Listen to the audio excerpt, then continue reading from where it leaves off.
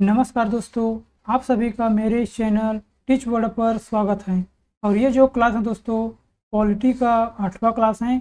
इससे पहले मैं जो बाकी का क्लास है उसको मैं अपलोड कर चुका हूँ। अगर आप उस सेशन को नहीं देखें तो ज़रूर जाकर देख लीजिएगा दोस्तों, क्योंकि ये आपके लिए आरआरबी एनटीपीसी और एसएससी जीडी वैकेंसी के लिए बहुत ही महत्वपूर्ण होने वाला है, जिसमें हम दोस्तों डेली पॉलिटी का 50 क्वेश्चन का एमसीक्यू कर रहे हैं, जिसका ये 8वां क्लास है। देखिए दोस्तों, ये जो सेशन है ना, इसमें हम जो प्रीवियस ईयर में जितने भी क्वेश्चन पूछे गए हैं और जो नए नए क्वेश्चन बन सकते हैं उससे रिलेटेड सारा कंटेंट को मैं इसमें ऐड किया हूँ दोस्तों। मतलब आप समझ सकते हैं, इसमें सभी प्रकार के क्वेश्चन आपको देखने को मिल जाएगा।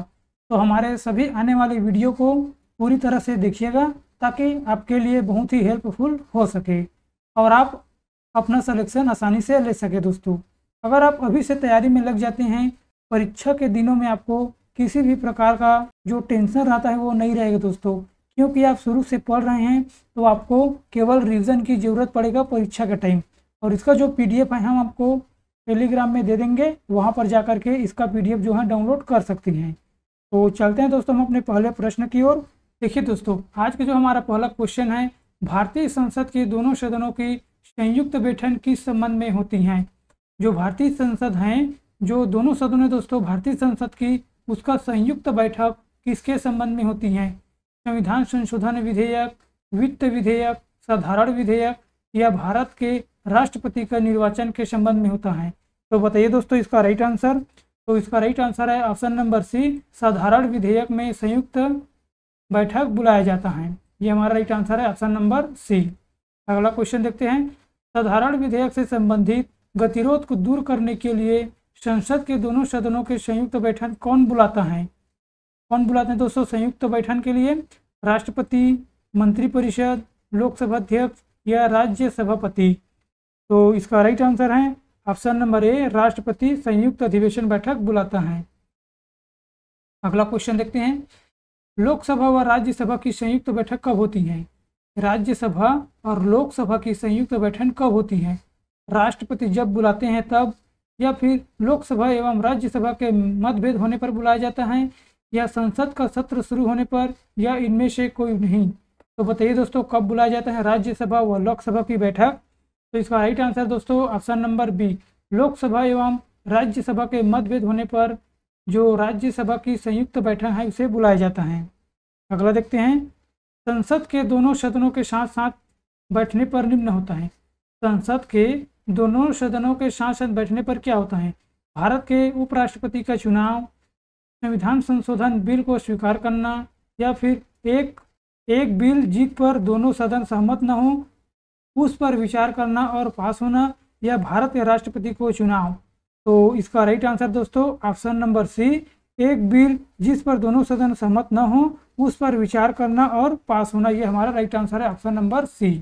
अगला क्वेश्चन देखते हैं, यदि किसी सामान्य विधेयक पर राज्यसभा और लोकसभा के बीच गतिरोध आता है तो उसका समाधान कौन करेगा, मतलब कौन करेगा, ये कौन है दोस्तों? यदि किसी सामान्य विधेयक पर राज्यसभा और लोकसभा के बीच गतिरोध आता है तो उसका समाधान कौन करेगा? राष्ट्रपति, मंत्रिपरिषद, संसद का संयुक्त सत्र या उच्चतम न्यायपालिका। तो बताइए दोस्तों कौन करेगा। तो इसका राइट आंसर है ऑप्शन नंबर सी, संसद का संयुक्त सत्र। संसद का संयुक्त सत्र ऑप्शन नंबर सी हमारा राइट आंसर है। अगला देते हैं, स्वतंत्र भारत के संसदीय इतिहास में अभी तक कितनी बार संयुक्त बैठक अधिवेशन बुलाई गई है। स्वतंत्र भारत के संसदीय इतिहास में अब तक कितनी बार संयुक्त बैठक का आयोजन किया गया है? 2 बार, 3 बार, 4 बार या 5 बार। तो बताइए दोस्तों। तो अब तक केवल 3 बार ही अधिवेशन बुलाए गए हैं। जो संयुक्त अधिवेशन है दोस्तों उसका बैठक केवल 3 बार हुआ है, स्वतंत्र के बाद और अब तक। जो स्वतंत्र हुआ है उस समय से अब तक केवल 3 बार संयुक्त बैठक अधिवेशन बुलाई गई हैं। अगला क्वेश्चन देखते हैं, क्या राष्ट्रपति या उपराष्ट्रपति कभी संयुक्त अधिवेशन की अध्यक्षता करते हैं? क्या राष्ट्रपति और उपराष्ट्रपति संयुक्त अधिवेशन की अध्यक्षता करते हैं? हाँ या कभी नहीं, यदि संसद ऐसा चाहे तो, या इनमें से कोई नहीं। तो बताइए दोस्तों इसका राइट आंसर। तो इसका राइट आंसर है ऑप्शन नंबर बी, कभी नहीं करते हैं। अगला क्वेश्चन देखते हैं, संसद के दोनों सदनों के संयुक्त अधिवेशन की अध्यक्षता कौन करता है? संसद के दोनों सदनों के संयुक्त अधिवेशन की अध्यक्षता कौन करता है? राष्ट्रपति, उपराष्ट्रपति, प्रधानमंत्री या लोकसभा अध्यक्ष? तो इसका राइट आंसर दोस्तों ऑप्शन नंबर डी, लोकसभा अध्यक्ष। अगला क्वेश्चन देखते हैं, संसद के संयुक्त बैठक को कौन संबोधित करता है? संसद के संयुक्त बैठक को कौन संबोधित करता है? प्रधानमंत्री, स्पीकर, डिप्टी स्पीकर या राष्ट्रपति? तो कौन संबोधन करते हैं दोस्तों? तो इसका राइट आंसर है ऑप्शन नंबर डी, राष्ट्रपति संबोधित करता है। भारत की संसद के दोनों सदनों के संयुक्त बैठकों के लिए आयोजित की जाती है, मतलब किसके लिए आयोजित की जाती है? भारत की संसद के दोनों सदनों के संयुक्त बैठकें इसलिए आयोजित की जाती हैं? भारत के राष्ट्रपति को निर्वाचित करने के लिए, भारत के उपराष्ट्रपति को निर्वाचित करने के लिए या संविधान संशोधन विधेयक को अंगीकार करने के लिए और उच्च विधेयक पर विचार करने तथा उसे पारित करने के लिए जिस पर दोनों में मतभेद हो। तो किसके लिए किया जाता है दोस्तों? देखिए, तो इसका राइट आंसर दोस्तों ऑप्शन नंबर डी, उच्च विधेयक पर विचार करने तथा उसे पारित करने के लिए जिस पर दोनों में मतभेद हो। ये हमारा राइट आंसर है ऑप्शन नंबर डी। अगला देखते हैं, संसद के संयुक्त अधिवेशन में विधेयक पारित होता है। संसद के संयुक्त अधिवेशन में विधेयक पारित होता है दोनों सदनों के कुल सदस्यों के समान बहुमत द्वारा, दोनों सदनों के कुल सदस्यों के 2/3 बहुमत द्वारा या फिर दोनों सदनों के कुल उपस्थिति तथा मतदाता सदस्यों के समान बहुमत द्वारा, दोनों सदनों के कुल उपस्थिति तथा मतदाता सदस्यों को 2/3 बहुमत द्वारा। तो बताइए दोस्तों, तो इसका राइट आंसर है ऑप्शन नंबर सी, दोनों सदनों के कुल उपस्थिति तथा मतदाता सदस्यों के सामान्य बहुमत द्वारा संयुक्त अधिवेशन में विधेयक पारित होता है। ऑप्शन नंबर सी हमारा राइट आंसर है। संविधान संशोधन प्रस्तावना के संबंध में दोनों सदनों के मतभेद होने की स्थिति में लोकसभा की इच्छा अनुसार पारित होता है या राज्यसभा की इच्छा अनुसार पारित होता है या फिर संयुक्त अधिवेशन में फैसला होगा या प्रस्ताव गिर जाएगा? तो बताइए दोस्तों, कौन सा हमारा राइट आंसर है? तो इसका राइट आंसर है ऑप्शन नंबर डी, प्रस्ताव गिर जाएगा। ये हमारा राइट आंसर है ऑप्शन नंबर डी। अगला देखते हैं, संसद की कार्यवाही सूची में प्रथम विषय होता है।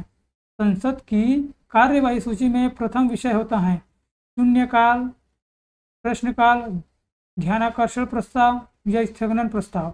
बताइए दोस्तों, इनमें से कौन सा ऑप्शन सही होगा? तो इसका राइट आंसर है ऑप्शन नंबर बी, प्रश्नकाल।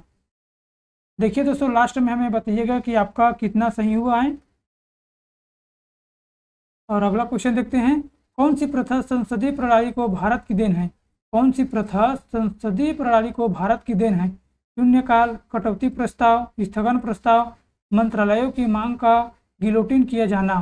तो बताइए इनमें से कौन सा ऑप्शन होगा? तो इसका राइट आंसर है ऑप्शन नंबर ए, शून्यकाल। अगला क्वेश्चन की ओर बढ़ते हैं, संसद की किस सदस्य की सदस्यता तथा समाप्त समझी जाती है? सदस्यता के किस सदस्य की सदस्यता तब समाप्त समझी जाती है यदि वह अब बिना सदन को सूचित किए अनुपस्थित रहता है? 60 दिन के भीतर या फिर 90 दिन, 120 दिन या 150 दिन? तो इसका राइट आंसर है ऑप्शन नंबर ए, 60 दिन के अंतराल। मतलब जो संसद की सदस्य हैं दोस्तों, जो 60 दिन के अंदर सूचित नहीं किया जाता है तब उसकी उपस्थिति नहीं रहता है दोस्तों, तब उसकी जो सदस्यता है उसे समाप्त समझी जाती हैं। अगला देखते हैं, एक वर्ष में कम से कम कितनी बार सदन की बैठक होना आवश्यक है? एक वर्ष में कितनी बार कम से कम बैठक होना आवश्यक है? 1 बार, 2 बार, 3 बार या 4 बार? बताइए इनमें से कौन सा ऑप्शन सही है? तो इसका राइट आंसर है ऑप्शन नंबर बी, 2 बार। मतलब एक वर्ष में 2 बार संयुक्त अधिवेशन बैठक होना आवश्यक है। अगला देखते हैं, भारत के संविधान में निम्नलिखित में से क्या कथित है? राष्ट्रपति संसद के किसी भी सदन का सदस्य नहीं होगा या फिर राष्ट्रपति और सांसद राष्ट्रपति और 2 सदनों से मिलकर बनेगा? संसद, राष्ट्रपति और 2 सदनों से मिलकर बनेगा। तो इसका राइट आंसर बताइएगा दोस्तों, इन चारों ऑप्शन से कौन सा होगा? कोई एक, पहला और दूसरा, केवल पहला या फिर केवल चौथा? बताइए इसका राइट आंसर। तो इसका राइट आंसर होगा दोस्तों केवल दूसरा, मतलब ये हमारा ऑप्शन नंबर बी है, ये सही होगा। तो इसलिए हमारा राइट आंसर है ऑप्शन नंबर 4। संसद राष्ट्रपति और 2 सदनों से मिलकर बनेगा, ये हमारा राइट आंसर है। इसके अनुसार जो ऑप्शन दिया है वो हमारा चौथा ऑप्शन सही है। निम्न विधेयकों में से किसका एक भारतीय संसद के दोनों सदनों द्वारा अलग अलग विशेष बहुमत से पारित होना आवश्यक है? साधारण विधेयक, धन विधेयक, वित्त विधेयक या फिर संविधान संशोधन विधेयक? बताइए इनमें से कौन सा ऑप्शन राइट है। तो इसका राइट आंसर दोस्तों ऑप्शन नंबर डी, संविधान संशोधन विधेयक, ये हमारा राइट आंसर है, ऑप्शन नंबर डी। अगला क्वेश्चन की ओर चलते हैं। सांसदों के वेतन का निर्णय कौन करता है? कौन करता है? ये कम नहीं है दोस्तों, ये कौन है? सांसदों के वेतन का निर्णय कौन करता है? संसद, केंद्रीय मंत्रिपरिषद, राष्ट्रपति या लोकसभा अध्यक्ष?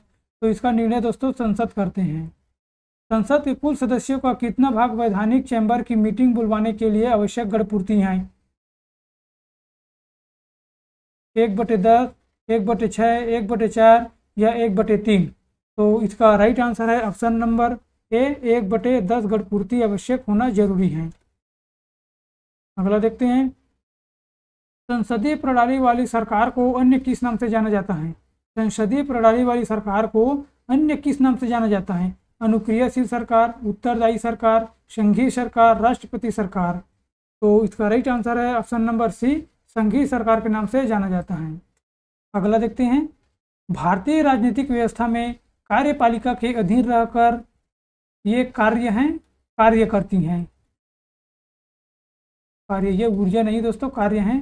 भारतीय राजनीतिक व्यवस्था में कार्यपालिका खाली स्थान के अधीन होकर कार्य करती हैं, मतलब किसके अधीन रहकर कार्य करती हैं? न्यायपालिका, विधानपालिका, चुनाव आयोग, संघ लोक सेवा आयोग? तो इसका राइट आंसर है ऑप्शन नंबर ए, न्यायपालिका। अगला देखते हैं। संविधान लागू होने के बाद सर्वप्रथम त्रिशंकु संसद का गठन कब हुआ? संविधान लागू होने के बाद सर्वप्रथम त्रिशंकु संसद का गठन कब हुआ? 1980, 1989, 1991 या 1977? तो बताइए दोस्तों इसका राइट आंसर कौन होगा? तो इसका राइट आंसर है ऑप्शन नंबर बी, 1989। अगला क्वेश्चन है। अस्थायी संसद भारत में कब तक अस्तित्व में रहेगी? अस्थायी संसद भारत में कब तक अस्तित्व में रहेगी? 25 जनवरी 1950, 31 दिसंबर 1950, 18 दिसंबर 1951, 17 अप्रैल 1952? तो इसका राइट आंसर है ऑप्शन नंबर डी, 17 अप्रैल 1952 में अस्तित्व में आई थी। अगला क्वेश्चन। भारत की पार्लियामेंट का उद्घाटन कब हुआ था? भारत की पार्लियामेंट का उद्घाटन कब हुआ था? 1917, 1927, 1952 या 1921? तो इसका राइट आंसर है ऑप्शन नंबर बी, 1927 में हुआ था। संसद के दोनों सदनों का सत्र सत्रवासन कौन करता है? संसद के दोनों सदनों का सत्र सत्रवासन कौन करता है? संसदीय मामलों के मंत्री, राष्ट्रपति, उपराष्ट्रपति या लोकसभा अध्यक्ष? तो इसका राइट आंसर दोस्तों ऑप्शन नंबर बी, राष्ट्रपति। अगला क्वेश्चन देखते हैं। संसद के किन सदस्यों को गैर सरकारी सदस्य कहा जाता है? संसद के किन सदस्यों को गैर सरकारी सदस्य कहा जाता है? विरोधी दल के सांसद को, मंत्री के अलावे अन्य प्रत्येक सांसद को, कैबिनेट मंत्री के अलावे अन्य सभी सांसद को या निर्दलीय सांसद को? तो इसका राइट आंसर है ऑप्शन नंबर बी, मंत्री के अलावे अन्य प्रत्येक सांसद को, मतलब गैर सरकारी सदस्य कहा जाता है। भारत सरकार के निर्णय अनुसार संसद का एक सदस्य अपने क्षेत्र के विकासात्मक कार्यक्रम हेतु कितनी राशि खर्च कर सकता है? 1 लाख, 10 लाख, 1 करोड़, 5 करोड़? तो इसका राइट आंसर दोस्तों ऑप्शन नंबर डी, 5 करोड़। अगला देखते हैं। किस संसद सदस्य की अयोग्यता के संदर्भ में निर्णय कम करता है? निर्णय कौन करता है? ये टाइपिंग मिस्टेक है दोस्तों, कुछ टाइपिंग मिस्टेक हो जाता है। किस संसद सदस्य की अयोग्यता के संदर्भ में निर्णय कौन करता है? अध्यक्ष या सभापति, राष्ट्रपति या उपयुक्त में से कोई नहीं? तो इसका राइट आंसर है दोस्तों ऑप्शन नंबर सी, राष्ट्रपति करता है। भारत की संचित निधि से धन निर्गम पर किसका नियंत्रण है? भारत की संचित निधि से धन निर्गम पर किसका नियंत्रण है? महानियंत्रक एवं महालेखा परीक्षक, भारत के वित्त मंत्री, अनधिकृत मंत्री या संसद? तो इसका right answer option number D, संसद पर नियंत्रण है, मतलब संसद इसे नियंत्रण करता है। अगला क्वेश्चन देखते हैं। भारत के राष्ट्रपति की तुलना निम्नलिखित में से किससे करना सर्वाधिक उचित है? भारत के राष्ट्रपति की तुलना निम्नलिखित में से किससे करना सर्वाधिक उचित है? अमेरिका के राष्ट्रपति से, फ्रांस के राष्ट्रपति से, ब्रिटेन के सम्राट से या श्रीलंका के राष्ट्रपति से? तो इसका राइट आंसर बताइए दोस्तों। तो इसका राइट आंसर है ऑप्शन नंबर सी, ब्रिटेन के सम्राट से। भारत में कार्यपालिका का अध्यक्ष कौन करता है? भारत में कार्यपालिका का अध्यक्ष कौन करता है? राष्ट्रपति, प्रधानमंत्री, विरोधी दल का नेता या भारत सरकार का मुख्य सचिव? तो इसका राइट आंसर है ऑप्शन नंबर ए, राष्ट्रपति। अगला देखते हैं। संघ की कार्यपालिका शक्ति निहित है। संघ की कार्यपालिका शक्ति निहित है प्रधानमंत्री में, राष्ट्रपति, मंत्रिपरिषद या संसद? तो इसका राइट आंसर दोस्तों ऑप्शन नंबर बी, राष्ट्रपति। अगला देखते हैं। भारत का राष्ट्रपति राज्य का प्रधान होता है या राज्य के प्रधान नहीं है, या केवल सरकार के प्रधान है, या राज्य और सरकार दोनों का प्रधान है? तो बताइए दोस्तों। इसका राइट आंसर है ऑप्शन, भारत का राष्ट्रपति केवल राज्य का प्रधान होता है। अगला क्वेश्चन देखते हैं। भारतीय संविधान के अनुसार देश का प्रथम नागरिक कौन होता है? भारतीय संविधान के अनुसार देश का प्रथम नागरिक कौन होता है? राष्ट्रपति, लोकसभा अध्यक्ष, उपराष्ट्रपति या प्रधानमंत्री? तो इसका राइट आंसर है ऑप्शन नंबर ए, राष्ट्रपति होता है। भारतीय संविधान के अनुसार संघ की कार्यपालिका शक्ति या किसमें निहित होती हैं? प्रधानमंत्री, राष्ट्रपति, संसद या मंत्रिपरिषद? तो इसका राइट आंसर है ऑप्शन नंबर बी, राष्ट्रपति। अगला देखते हैं।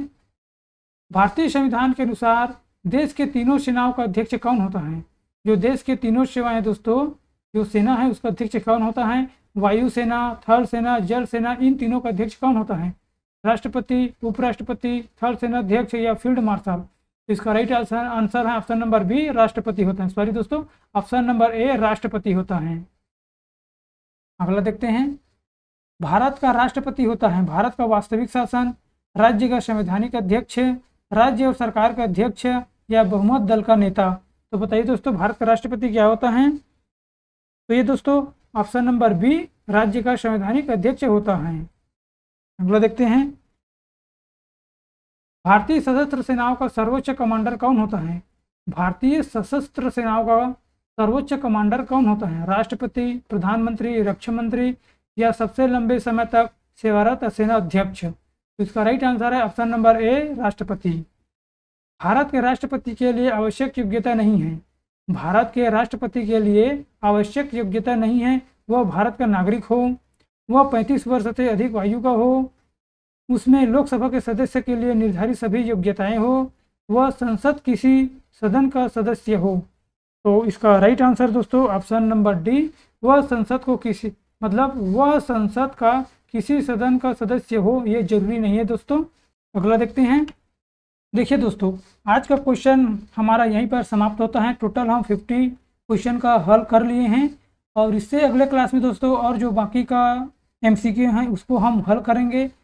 अगर आपको मेरा यह सेशन अच्छा लगा है तो ज़रूर सब्सक्राइब करके लाइक कर दीजिएगा दोस्तों, और अपने दोस्तों यारों को भी शेयर कर दीजिएगा ताकि मुझे भी कुछ मोटिवेशन मिलता रहे दोस्तों कि हाँ, मेरे भी वीडियो को बहुत सारे लोग देख रहे हैं, ऐसा मुझे मोटिवेशन मिलता रहे दोस्तों। तो बस आपसे यही निवेदन है, मेरे हर क्लास को जरूर देखिएगा। तो आज के लिए बस इतना ही दोस्तों, मिलते हैं अपने अगले वीडियो पर। Thank you and so much.